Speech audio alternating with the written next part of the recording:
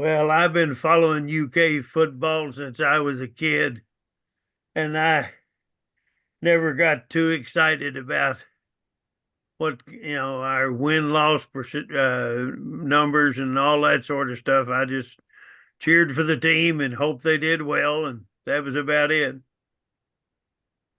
My favorite UK football game was when I was in college. My wife and I were already married as undergrads.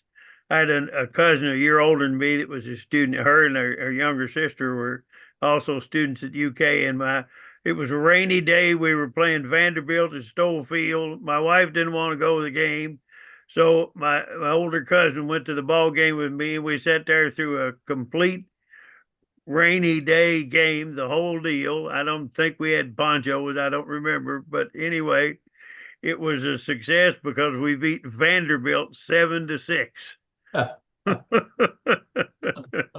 Wow. That would have been like 1961, 62, something like that.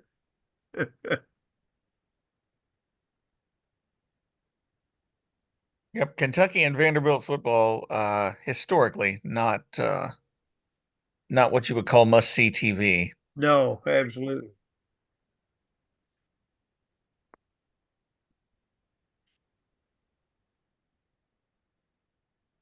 Hey, Mark, didn't get a chance to welcome you. How you doing? Sim, welcome. Good to see you again. Doing well, thank you. How about yourself? Just peachy. All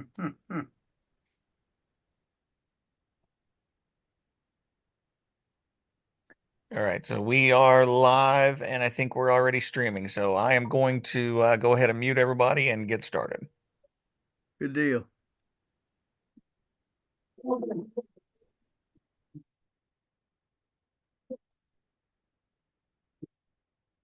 Some of you that don't know what to do, who is that up there at the microphone? I'm Harvey Sherman. I was president in 86, 87 here, and Brett was kind enough to ask me to sub for him. So if I'm a little slow on how this works, that's the reason. But I think what you've done is like riding a bicycle. So welcome to the Rotary meeting. And with the inspiration, Jared, Paul? Yeah. Good afternoon, everybody. If you would, please join me in the pledge. Pledge allegiance to the flag of the United States of America and to the republic for which it stands, one nation, under God, indivisible, with liberty and justice for all. And the more weight test. The truth is fair for all concerned, will build goodwill and better friendships, will be beneficial to all concerned. Thank you. So for the inspiration today, I thought it would be good to share something that happened to me about 2 weeks ago. So I was on a committee tasked with better understanding homelessness in Lexington. And part of that entailed going around talking to homeless individuals and completing a survey asking about their experience. So this survey had general questions. And at the end, there's a comment section. So I was interviewing one individual and we got down to the comment section and he paused. And he goes, well, can I tell you a story? And I thought, it's your time, that'd be wonderful. So this gentleman was in a gang in Knoxville, Tennessee. He was in a dispute with another gang and this other gang caught up with him and he was executed. At that point in time, I stopped taking notes and just listened. So he survived, obviously, but he woke up in a nursing home about 2 months later. Young individual. So he was completely paralyzed. Couldn't move anything. Eventually, he regained some movement of his head and worked his way down and eventually taught himself how to walk again. So he finds himself in Lexington and he today is still homeless. He's volunteering in a homeless shelter locally. And what I found inspiring about this individual was that even though his situation is bleak, he doesn't have anything, he can barely walk, he still finds a way to give back, to get people out of his situation. So please take that with you this week and let that inspire you.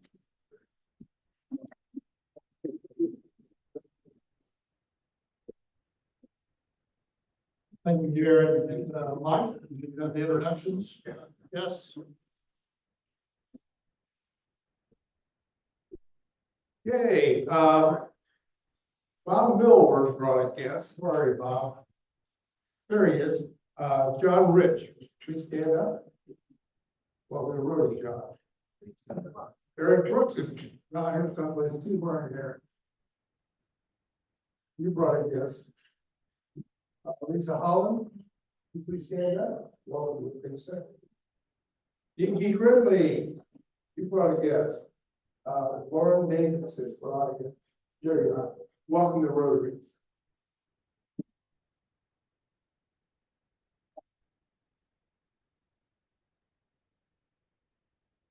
Time. Lottery. We dropped your ticket. Somebody drop out like. We're on the honor system here. Okay, All right. so somebody won last week, so we're back to We're back to square one. We're for the Queen of Spades. Queen of Spades. Last four numbers, 5182.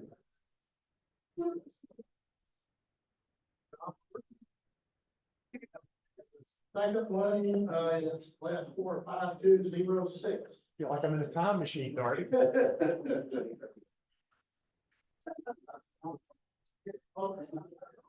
Wait, you get the dollar. Oh, I'm sorry. 5206. Come on up.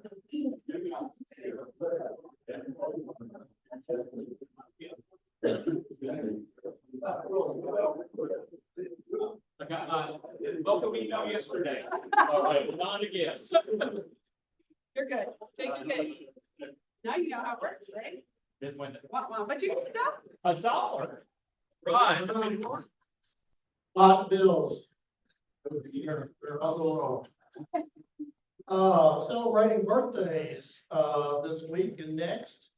Mark Carl, Tom Ashford, Michael Coates, Ken Heisel, and Kevin Doyle.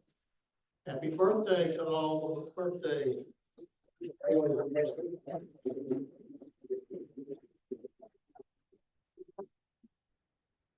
And the announcements, we have, Tails and Tailgate, September 28th, that's, Susie Basham's house, noon kickoff. Tickets are $25, and you can buy a football square in today's meeting outside if you didn't buy one coming in. Keeneland tickets are now for sale, and if you see on the information on your tables, I understand that is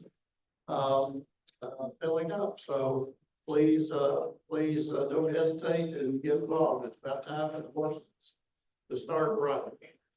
And Alicia Chapin, you had an announcement on military missions. Yes.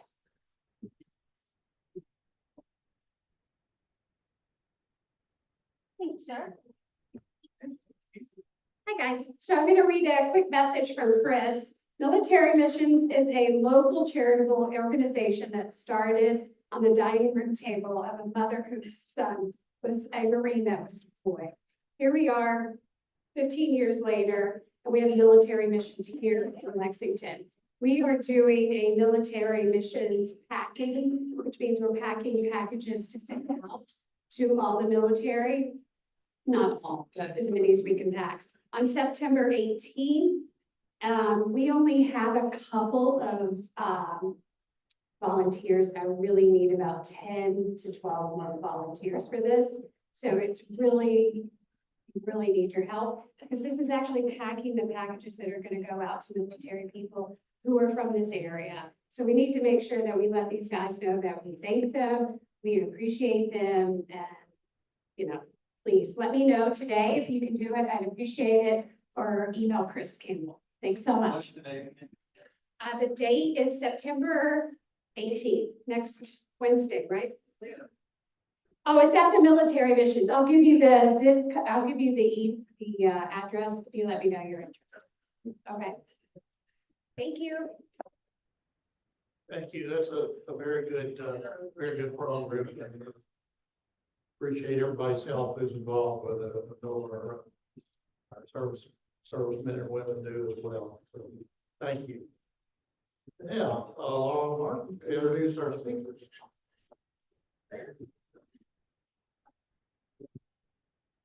All right, I am delighted to have the opportunity to introduce these two women to you today, to have them speak. One of my goals when I started thinking about inviting people to speak to Rotary was that I wanted to have the opportunity to profile and highlight some of the amazing work that our members are doing, either through their own companies and their own professional lives, or things that they're doing through their civic engagement. And when I started thinking about it, Amanda and this and her work is the first thing I thought of. So as someone who's involved in workforce development work with K through 12 programs, I really appreciate the leadership role that the Kentucky Chamber Foundation is playing within that space. Launched in January 2017, and as the first in the nation, the Kentucky Chamber Foundation's Workforce Center works to build a workforce based the needs of all of us and our businesses in this community. Today, we have the opportunity to hear from the Workforce Center's Executive Director, LaKisha Miller, and our very own Amanda Huddleston, as she serves as the chair of their foundation board of directors. I appreciate you both being with us today, and we invite you to the podium.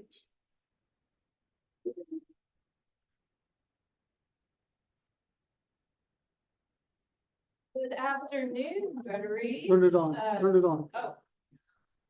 Power. I think it's on. Oh, it's testing. All right. Okay. Well, good afternoon, fellow Rotarians. It's great to be back today.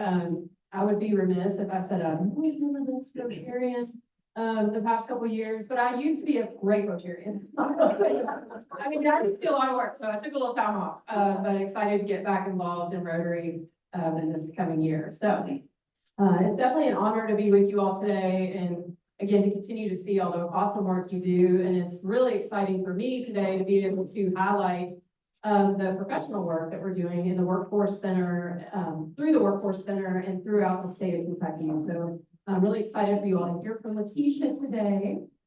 She's been awesome this past year. We've had a lot of fun, and we jokingly say we're sisters from another mister. We are. And so excited to talk about the workforce and all the awesome work that the Workforce Center is doing. So we're going to do this as kind of a fireside chat. Did you want to start a little chit chat? Yeah, so thank you, Amanda and Laurel, for the invitation. I think everyone in this room can agree that workforce is really a hot topic, a top priority for our state. I will apologize in advance in getting over a cold, so if I have to cough on the side, forgive me. But one of the things that we've done with the Chamber Foundation is made that a top priority, and thus starting the Workforce Center in 2017. So I've been the executive director going on 4 years. I'm really excited to kind of share a little bit about that journey, sprinkle in some tidbits about Kentucky's workforce and challenges,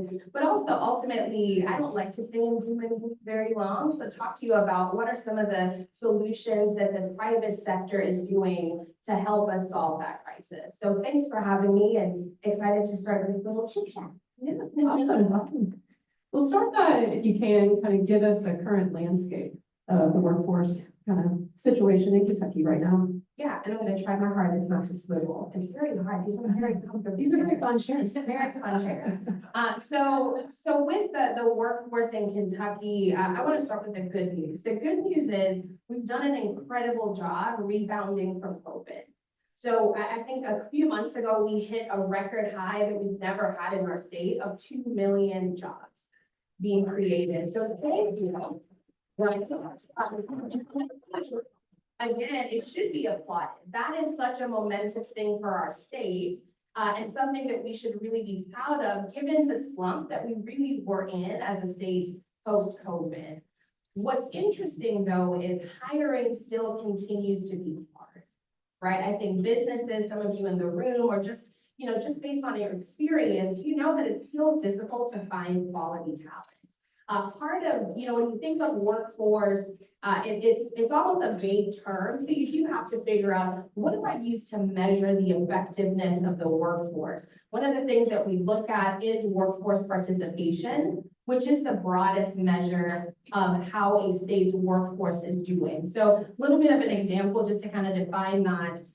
Workforce participation is anyone 16 years or older that is not institutionalized, not in the military, that is working or actively looking for work. So for example, my 80-year-old dad, He is not interested in working and not actively looking for work. So he is not included in workforce participation. However, my 20-year-old niece that is able to work and not working and actively looking for work, she would be counted in workforce participation. So again, just wanted to break it down really simply. But one of the interesting things about workforce participation is it was really easy in 2020 and a few years after to say, well, our workforce participation is struggling because of COVID.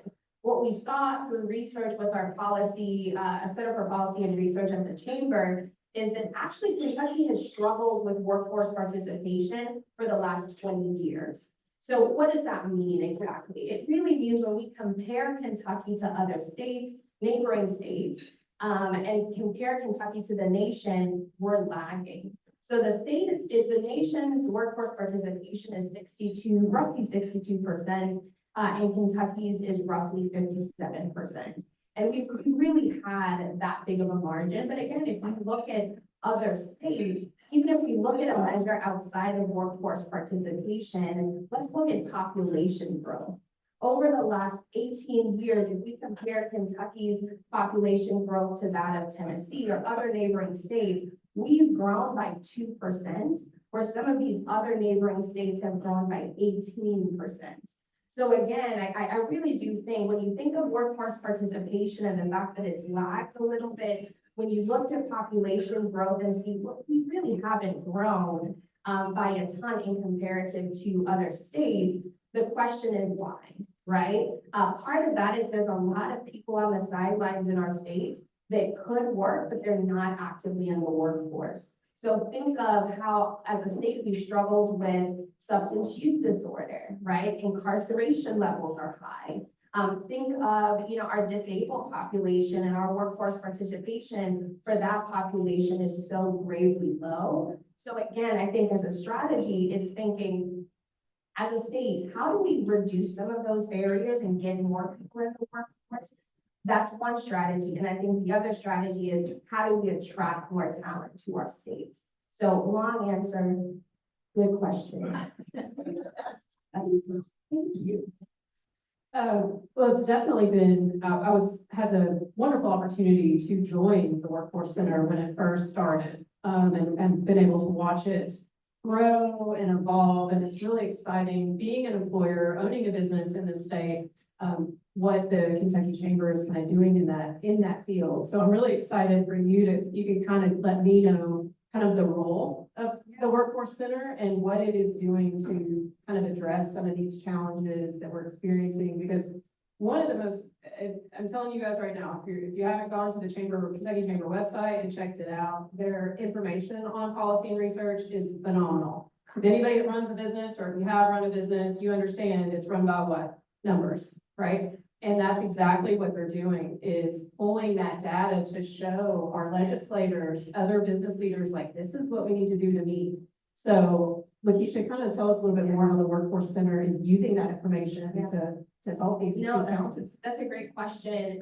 So just a little bit of history. So the Workforce Center started in 2017, like Laura mentioned.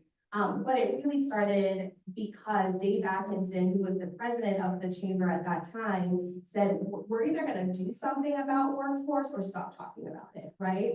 And I think that was such a rally cry to say, we need to start something innovative. At that time, there were no other state chambers with a workforce center at all. Now there's a couple, but we're still best, right? But to be fair, the Workforce Center started with that premise.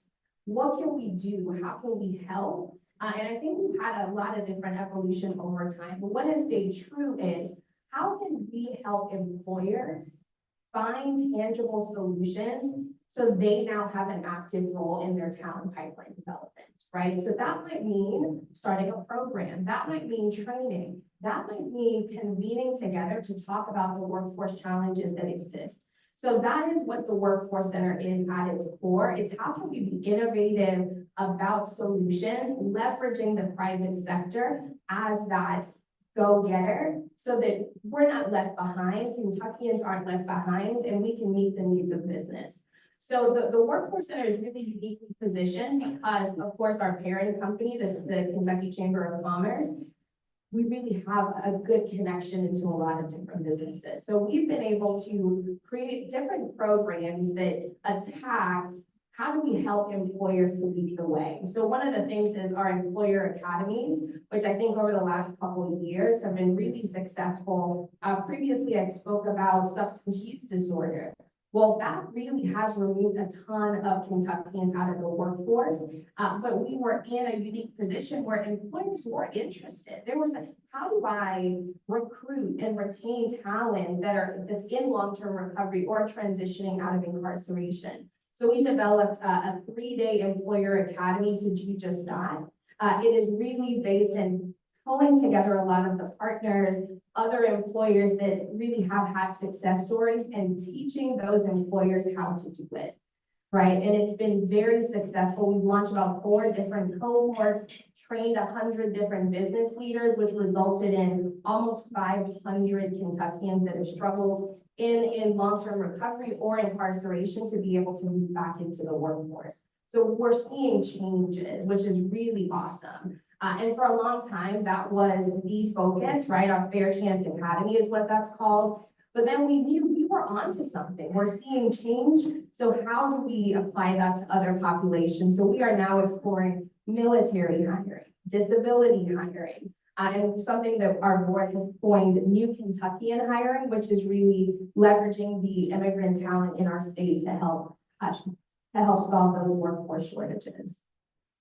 Awesome, thank you. Yeah, it really is exciting, the academies. You know, I like to think of it as from an employer standpoint, and having done years of recruiting and interviewing, you know, you don't know what you don't know, right? And so these academies are, especially for small businesses, and which is what, 98.7% The majority of the state. Yeah, yeah. So a lot of small businesses, you know, you've got somebody doing the HR, then they're doing their invoicing, then they're paying them, then they're also having to clean toilets, right? And so to not know, to be able to have access to leverage this kind of education is huge. And that's one of the things that I've really been proud of, or proud to be a part of, is how we really are helping employers in the state, you know, from all levels, grow and learn and be able to take advantage of so many opportunities in the workforce. And I think that's the key. I think the key is it's not a one size fits all where, you know, no employer is going to come into those academies knowing everything, but you have employers that say, you know what, I'm curious about what this is and what I can learn, all the way up to employers that said, I tried this and it didn't work, help me. And I think that's the great thing. It's a small cohort style training series where employers can learn from employers. But and really with the ultimate goal of them saying, how do we better our state? I think that's amazing. Absolutely.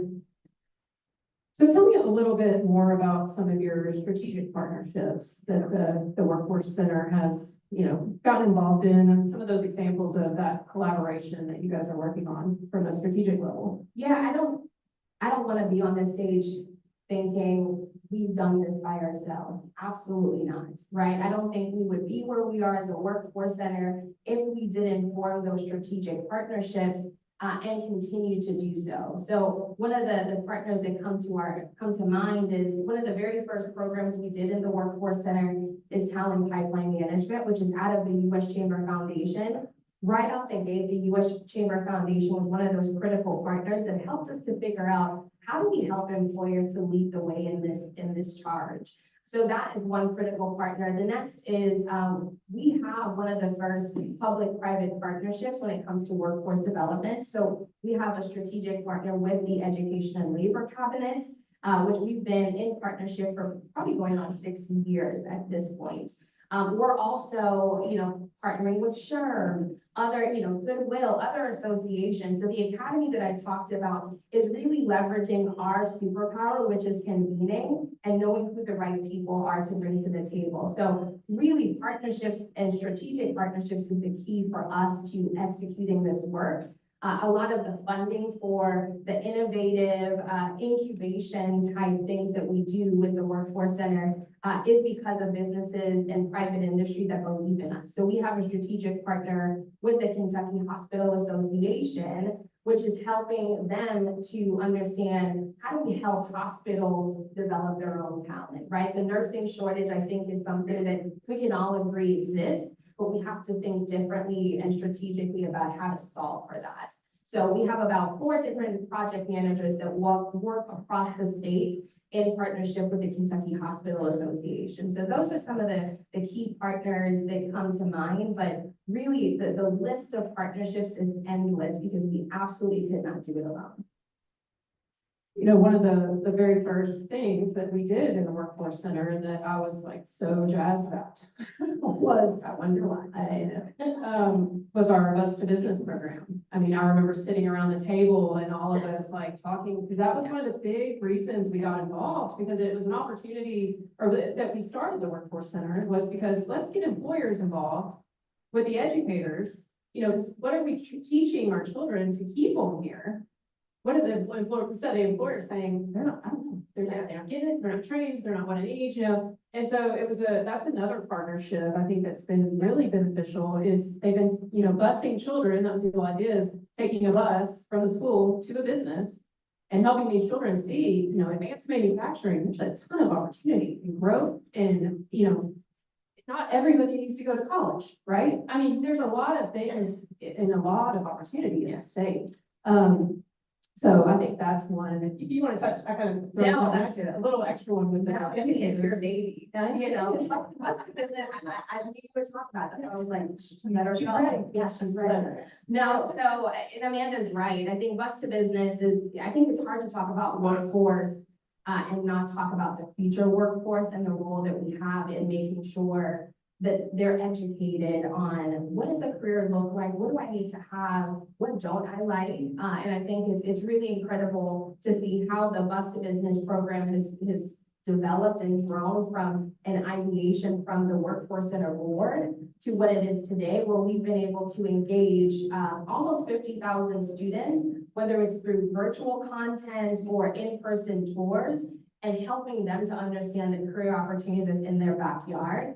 That has even grown to our Educators Guide to Industry series, where, you know, we are really creating a bridge between the business community and education and counselors and teachers, because let's be honest, when our kids want to understand what should I do, they're not coming to a business to ask, right? They're usually going to go to mom or dad or auntie, I'm an auntie, or their counselors, and we have a responsibility to make sure that they're informed. So it really is I think it's a fire chat on steroids, quite frankly, because it really is a dialogue between educators and the business, talking about what does it take and what are the opportunities in that industry. So it's a really, really big focus for our work, and we have broken it down by industry. And so far we've done construction, distilling, and we're pending to do healthcare, logistics, and aviation. So really excited. That's excellent. Definitely. Again, you don't know what you don't know. So if we're not talking to the educators too, you know, it's that information. I mean, I know my oldest is 19 and he will not, and I help people find jobs. He will not let me help him find a job. And so, Tell us about me. right, yeah. LaKisha, and she, you know, so that's important, again, that they're educating, you know, the educators on the opportunities in the state, because I know, you know, educators are so down, oh my gosh, all of their requirements that they have to do, that being able to do this all the time, it's not that easy, but having the Workforce Center be able to teach them about what's going on is great. And to expect that all the things that an educator has on their plate, for them to be able to make the connection with businesses and know where the internships are, I mean, that's just a lot. So I think it really enforces the need for that strategic partnership. Awesome. So obviously we would be remiss, we talked about this a lot in our board meeting the other day. Artificial intelligence, technology, you know, it's moving at a speed that none of us, you know, everybody's chasing it, right, to keep up. So tell us how that increasing presence of technology and automation is kind of affecting our workforce, and how the Workforce Center is helping to move that along. Yeah, I wish I could sit on the stage and say, aha, I have the answers. I think that is how it's affecting the workforce of business. We don't know what we don't know at this point. What we do know is it's here. What we do know is it's rapidly changing how businesses do business, and it's rapidly changing the skill sets that's going to be needed for the workforce of the future. And really, when I say of the future, I mean of right now, right? It's already here. So, and I think what the Workforce Center can do is help to create a little bit more transparency into how is it changing businesses, right? Because I think it's almost twofold. There's some businesses that are adopting automation and artificial intelligence rapidly, and that's changing how they're able to produce and be productive. But then, Amanda, to your point, like there's other smaller businesses that they don't really understand how to adopt those principles. So I think the Workforce Center, again, with business being our main focus, how do we help introduce that to businesses so that, again, as Kentucky, we're moving in the right direction? And I think the second fold of that is how do we understand a little bit more clearly those changes to the workforce, those changes to those skill sets, and then signal out to our education and workforce partners so that the Kentuckians that need additional training can get that. So I really do think it's having a conversation about what does it mean, but not talking about AI as if it's not here, it's here. Let's kind of remove some of that mystery and really get down to what do we need to do to be competitive? Because other states are doing that and Kentucky needs to be right there. Excellent. Yeah, it can be scary, right? If anybody's, I know the first time I went to Chat GPT and I thought, am I gonna get hacked? Is something gonna happen, you know? And then I use it and I'm like, God, this is amazing. So yeah, that's pretty awesome. But yeah, again, don't know what you don't know. Yeah. So, well, looking ahead, what do you kind of see what's next for the Workforce Center? So what's next is, I think, the scariest question.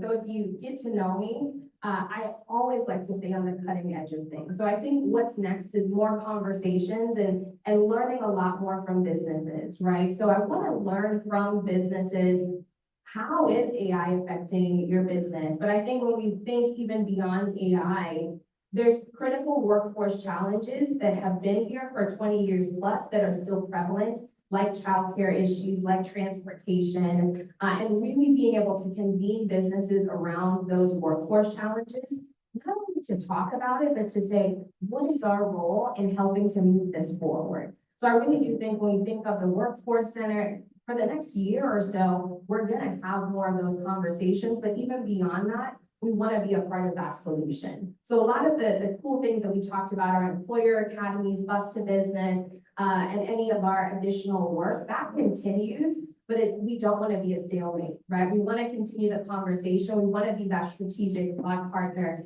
that continuously thinks of business and how we can continue to make Kentucky competitive. So big dreams, but we'll get there. Yes. Well, awesome. Well, thank you, LaKisha. I did want to open up. I remember, one thing I do remember, we have a hard stop of 1. However, I do want to give time for questions, because I do think the workforce in our state is it's an important and prevalent topic, and LaKisha is a great person. Don't ask me. Ask LaKisha. No, I'm kidding. Yeah. See, man. I'll take kudos to everyone. Say that we'll be the first state to be able to tackle this, so that's exciting. As local business leaders and owners, what are the top couple takeaways of things that we can do to help advance the workforce? Yeah, so I'll kick it off and see if you have anything to add. I think it goes back to those barriers, right? So small businesses, they make up the majority of our state. And when you think of our workforce participation rate, it means there's more people on the sidelines that could work that aren't able to move into the workforce. So then as a business, I would encourage examine your business practices. Are there anything in there that's outdated or things that you haven't really looked at that is preventing people from getting to that next step in your job, right? And I'm kind of, again, it's a lot of different policies and we go into depth with that in our academies. So I would definitely say business practices is number 1. Is there anything that you are doing or not doing, quite frankly, that could open up the possibilities to a new talent pool in your organization. I think that's really going to be the biggest thing. And then second to that is partnerships. Sorry, I think am I back? Okay. So the second to that is partnerships, right? Who are you partnered with? Are you connected into your local school? Are you connected into your community college? Are you connected into your local chamber or even state chamber? I think the more connections you have, the better, because that's going to continuously expand the scope. And really selfishly, it's publicity, right? The more that we know about your company, the more that when we're talking to students or talking to partners, we can strategically position them to look at your organization. Would you add anything? Yeah, just probably a little bit. I think, you know, and we both see this with some of our clients that we work with, is like, they need X experience. They need this, you know, I think employers need to really start opening that opportunity there to say, you know, you can't train a personality, but you can train a skill, right? So I think it's important for, especially small employers, and it's hard, I get it, you know, like training, is time consuming, can be difficult, but it really is a shift that needs to start happening. And I think a lot of employers have got to move faster. The world is moving fast, your candidates are moving fast. Like we have, and you probably see it too. I mean, we work in similar industries, but Yeah. They got to go faster making decisions, you know? And so I think that's a big part of it too. So it can be hard. I get it. It's hard when you're doing everything, but I think those are two things that in small businesses and even large businesses Yeah, can start to really start to do. We got it. Yes.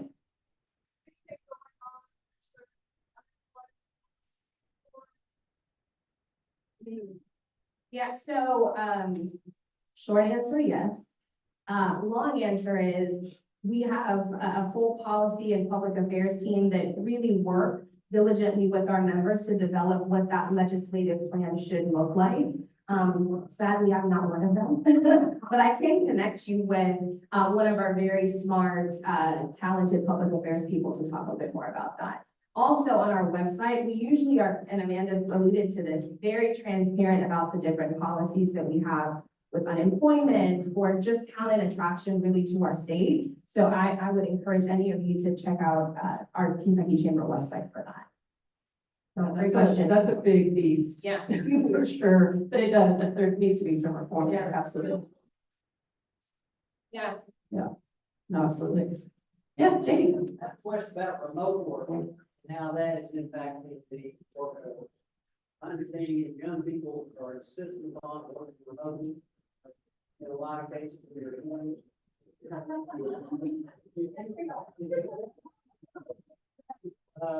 you have an employer that requires you to be in the office, they can't hire you. They compete with people that let people work from home. So I'm just curious how that's going to play out in years. Yeah, I'll kick it off. So McKinsey, who really is a research beast, recently did a study and it shows a smaller percentage of employers actually seeing that type of a pushback, right? So I think in 2021, 2022, it was an absolute barrier, right? People are like, I'm not coming back to the office. That swing is, you know, with any pendulum swing, it's happening where I think we're all feeling it. Employers, to your point, are like, we need you back in the office. And I think that level of fatigue is really real, even for the workforce. I don't necessarily, I'm not saying it's not a barrier, but it's not a critical barrier as it was a couple of years ago. It's still something that employers have to contend with though, right? What does a hybrid world look like? And I think it really comes down to that expectation setting. We're gonna be the ones that's gonna be able to talk to the high schoolers so they understand what workforce actually is.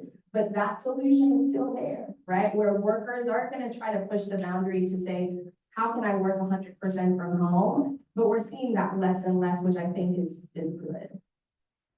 I will add to that, it's not just young people. Oh, it's everybody. It is across the board. And it's, you know, I think there were some beautiful parts that came out of the pandemic. Chick-fil-A drive-through, like curbside, beautiful. Second is the opportunity for remote work. You know, it opens the landscape quite a bit and also opens up flexibility for people. I mean, I know, I run a business, have 2 kids that were active in soccer. I have a husband that was in law enforcement, so he wasn't able to help us often, right? So we already offer that kind of flexibility, but a lot of companies didn't. And I do think that is a nice thing, but as LaKisha said, it definitely, it's getting better. People are starting to realize, I think it was that kind of hard 2 years, but, it's another thing. It's like you can recruit just about anywhere now. If you can work from home, you can recruit anywhere. So. Yeah, but the reality is not every business can offer that, right? And I think that's the reality. Right. All right, we're ready to look at that. Yeah. We're not gonna get scooted off, but thank you guys so much. Thank you so much.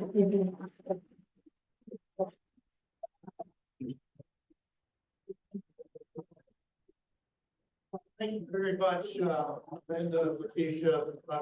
Great topic. I think the ways that I got from it, were one, speed at which change is occurring. It's rapidly increasing. And the challenge is to meet those changing skill sets of the workforce that, is gonna come from that. And, you all do great work and, focusing on those issues and so forth. So thank you very much. No other business to come before the group. We are adjourned. All those in favor, please stand up.